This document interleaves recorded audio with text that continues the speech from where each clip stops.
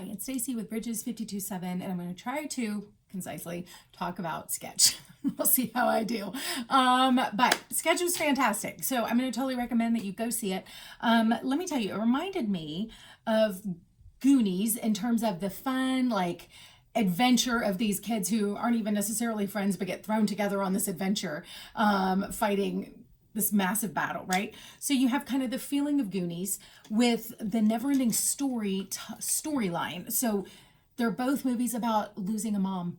And Goonies, Neverending Story, if you have not seen that since, I hadn't seen it since I was a kid.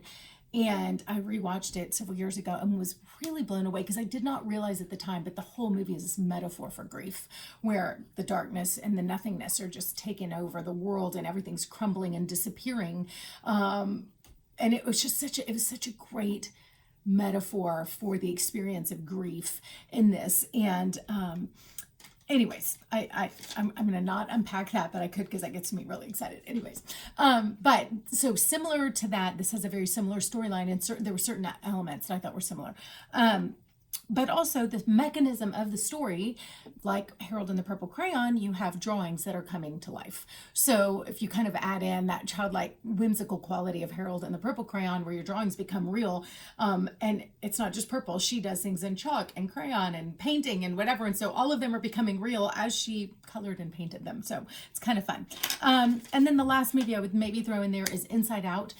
And because it's a great story that's not trying to preach a message, but it's just telling a great story and helping us understand these processes of grief and emotions and things that we deal with.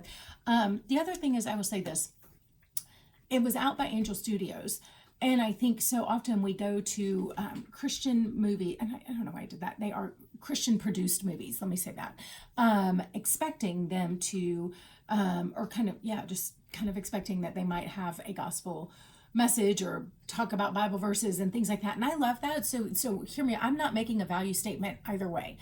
I am simply pointing out factually that this did not do that. Just as Esther doesn't have the gospel in it either, right? And Ruth, I think both of those movies, books in the Bible don't actually mention the name of God, or maybe it's just Esther. Anyways, but there are some books in the Bible that don't explicitly talk about God, and yet we kind of see them in the story, but they're great stories, and they're certainly part of the canon. So I don't think that disqualifies us in any way for being a Christian movie, or, again, no judgment on that whatsoever, but just pointing out.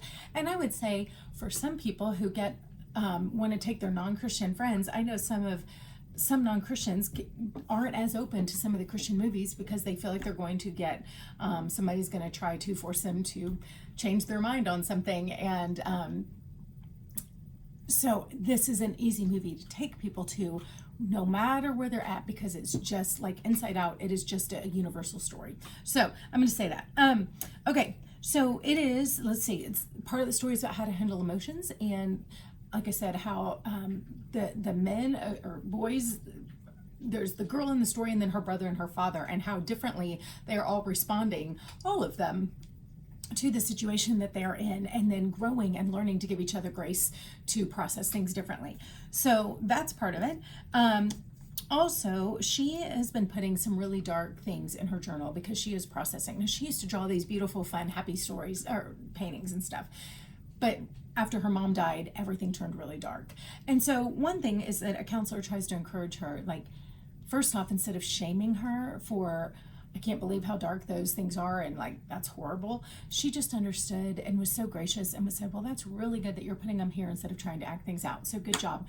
Here's another journal. Clearly you've got more to process, like, go draw some more. And so she gives her more opportunity to draw these dark things, because she knows that she needs to process, as external processors need to get it out sometimes. So she does that. But she encourages her, remember to also choose to focus on good things as you're drawing, because there's both.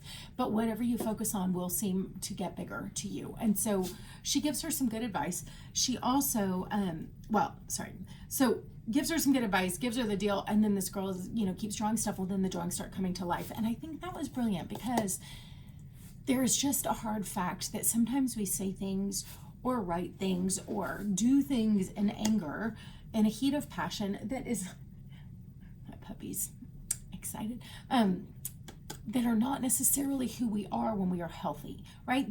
Those drawings were not a reflection of who she was when she was healthy. That's not like, she's not normally an angry, dark person. She was in pain. She had just gone through trauma.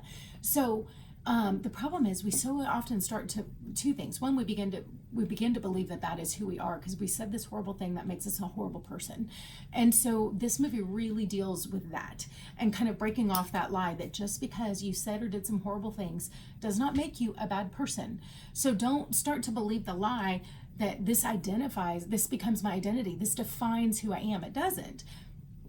But it still happened, so I can't ignore that it happened. So what do we have to do? We have to clean up the mess. You can't pretend that it didn't happen. You can't pretend you didn't say it. So she starts learning how to go clean up the mess that she made with her drawings that came to life, right? But that's just the way it is. We say and do things, and once you put it out there, it is out there, and it does damage.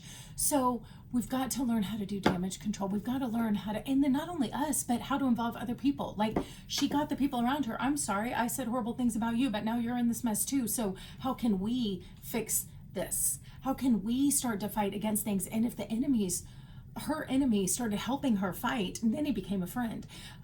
His willingness to jump in the battle with her instead of like hate back, right? I mean, he could have retaliated, but instead the two of them began to work together to bring healing to the situation, and that was a part of the solution. So I think there's a lot of really great solutions in here, a lot of great understanding, but I would say that the two main things is one, separating things you say and do in a moment, recognizing that those are not great things and they do need to be dealt with, but they do not have to become your identity, and giving other people the grace too, that when they say or do things in a moment, it's very easy to judge them also, but to give them the same grace and to say, I know you did that in a moment, but I don't believe that's who you are. And to continue to call out, like, ask the Lord. I would say this is where I would bring the spiritual into it myself, right? Is like, Lord, who have you made that person to be? What wounds are they carrying? How can I help see past the things that are hurting in them? To see who you have made them to be, so that I don't become part of somebody that says you're a bad person because you did this. Because sometimes I'm the one putting that identity on someone else because I got hurt by what they did or said, and I just assume they're a bad person, rather than understanding that that is not who God made them to be, and they are acting out of a place of hurt, because if they were acting in the fullness of who God made them to be, they would never have done that.